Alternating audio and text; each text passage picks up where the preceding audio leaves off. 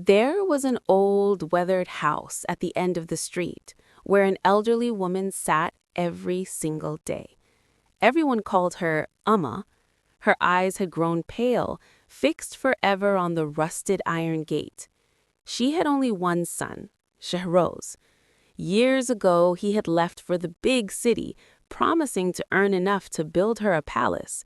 But as the seasons turned into years, the palace never came, and neither did he.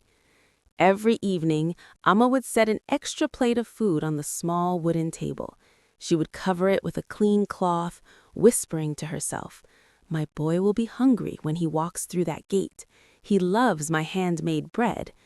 The neighbors would pass by and shake their heads. "Amma," they would say, "he's forgotten you. Move on."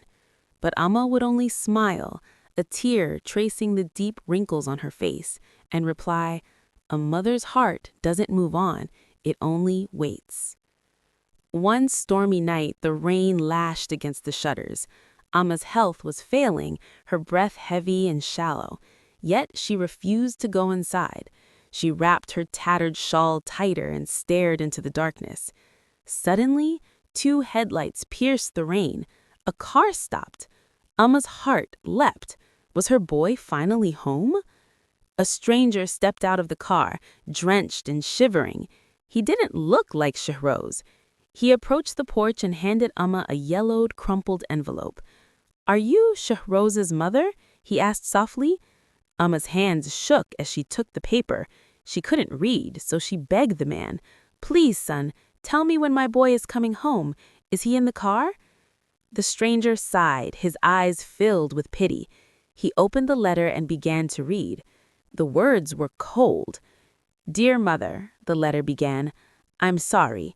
In the rush of the city, in the pursuit of wealth, I let you become a distant memory. I married a woman who didn't want a village life. I built a life where there was no room for an old house or an old mother. I thought I was happy, but today my own son has left me. He told me I am a burden. Only now do I feel the weight of the silence I gave you for 20 years. Amma didn't cry. She just stared at the extra plate of food on the table. The rain seemed to go silent. The pain wasn't that he hadn't come back. The pain was that her love had been treated like a burden to be discarded. The stranger left, leaving Amma alone with the ghost of a son she no longer recognized.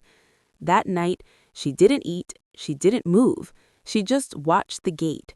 She realized that while she was counting the days, he was counting his money. While she was praying for his health, he was busy erasing her name from his life. The next morning, the sun rose over the village, but the porch was empty.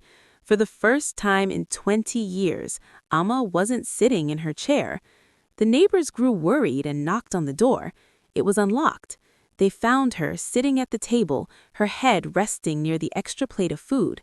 She looked peaceful, as if she had finally stopped waiting. In her hand was the letter, and on her face was a look of profound silence. Shahroz never came to the funeral. He sent money for the burial, but he didn't send himself. He thought money could bury the guilt, but some debts can never be paid with gold. The house was eventually sold, but the legend stayed.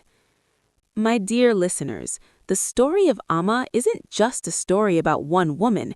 It is a mirror for all of us. We get so busy growing up that we often forget our parents are growing old. We chase dreams, careers, and status, stepping over the very shoulders that carried us when we couldn't walk. A mother's prayer is the only thing that stands between you and destruction. When that prayer stops, the world becomes a very cold place. Don't wait for a letter of regret. Don't wait until the chair on the porch is empty. Go to them, hug them, tell them they are not a memory, they are your world. Because one day you will have all the success in the world, but you won't have the one person who loved you when you had nothing. If you have your parents today, you are the richest person on earth. Treat them like the royalty they are.